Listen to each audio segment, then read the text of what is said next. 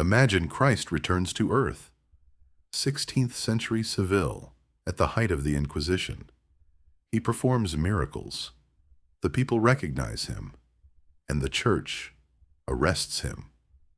That night, a 90-year-old cardinal, the Grand Inquisitor, enters the cell and says something unthinkable. "Why have you come to hinder us? We have corrected your work." Corrected it how? By taking from people the burden Christ gave them: freedom. This may be the most dangerous page Dostoevsky ever wrote, and it's about you in 2026 more than it was ever about the Spain of 1500. The legend of the Grand Inquisitor sits inside the brothers Karamazov. It's a poem that Ivan, the intellectual, the atheist brother, tells his brother Alyosha, the believer. The Inquisitor's argument is this: Christ made a mistake. He offered humanity freedom, the freedom to choose to believe, to choose the good, to choose who to be. But people don't want freedom. They want three things, exactly the three the devil offered Christ in the desert, and which he refused: bread, miracle, authority. Give them security. Give them spectacle. Give them someone to decide for them, and they will surrender their freedom on their knees gratefully. The Inquisitor isn't a cartoon villain. He believes he loves humanity more than Christ does. Christ demanded too much. The Inquisitor asks little and gives comfort. And here's the stroke of genius. At the end of the poem, Christ doesn't answer with arguments. He kisses the old man on the lips, and the Inquisitor, shaken, opens the cell door. Go and come no more. Dostoevsky doesn't dismantle the argument. He leaves it standing, because he knows the argument is strong, and that each of us carries a small Inquisitor inside, whispering that freedom is exhausting. Now look around you. The Inquisitor promised to trade freedom for bread. We made a subtler trade: freedom for convenience. Nobody imprisoned us. We handed over our choices ourselves, one by one, because choosing is tiring. What will I watch tonight? Autoplay decides. What will I listen to? The weekly playlist decides. Which route do I take?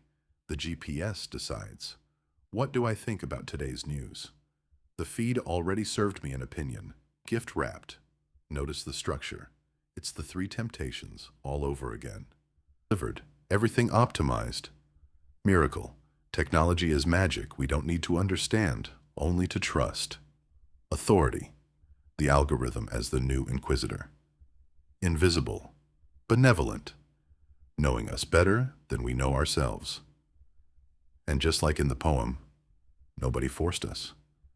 The Inquisitor said humanity would come voluntarily, to lay its freedom at the feet of whoever offered it rest. There was no coup. There was no tyranny. There were terms and conditions. There was accept all. The philosopher Byung-Chul Han says that power today no longer forbids. It seduces. It doesn't tell us you may not. It tells us you don't need to. You don't need to choose, to wait, to make mistakes. And the mistake, for Dostoevsky, was precisely the price and the proof of being free. But Dostoevsky has a second blow, and it comes from notes from underground. In the 19th century, the rationalists claimed, once science calculates what is best for man, he will always do what is best. Happiness by spreadsheet. The underground man answers with a bitter laugh. Man, he says, is capable of desiring what harms him on purpose, just to prove he is not a piano key, that no one plays him by formula.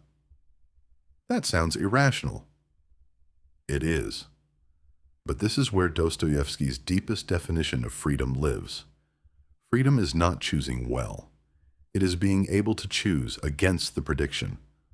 A world where all your behavior can be anticipated is a world without freedom, even if it's a comfortable one. Now ask yourself, what is a recommendation engine, if not that spreadsheet? A machine trained to predict your next choice before you make it. Every click confirms the model, and the more accurate the model gets, the more you resemble the piano key the underground man swore he would never be. His rebellion was ugly, petty, self-destructive, but it guarded a truth. If you never surprise the system, maybe you're no longer choosing anything at all. So was Dostoevsky against comfort? No. He was against the lie that comfort and freedom are the same thing. For him, real freedom is heavy. It's the freedom of Dmitry Karamazov, who accepts suffering for a crime. It's Raskolnikov's, who only begins to be free when he confesses, when he takes on the consequences instead of running from them. Freedom, in Dostoevsky, is never the absence of limits. It is responsibility for what one chooses. The Inquisitor offered an eternal childhood. You will be happy like children, and we will carry the burden for you. That offer is still on the table. It just arrives by push notification now. And Dostoevsky's answer remains the same. A life without the burden of choice is not a happy life. It is a postponed one. Human dignity begins at exactly the point where something depends on you, and you might fail. The Grand Inquisitor didn't need bonfires to win. He only needed us to grow tired of deciding. Christ, in the poem, doesn't argue. He kisses him and walks out the open door. Perhaps because freedom isn't defended with arguments, it is exercised, one gesture at a time, against the current of what is convenient. The Inquisitor asked, "Who can bear the weight of being free?" Dostoevsky turns the question back on you. When was the last time you chose something no algorithm predicted?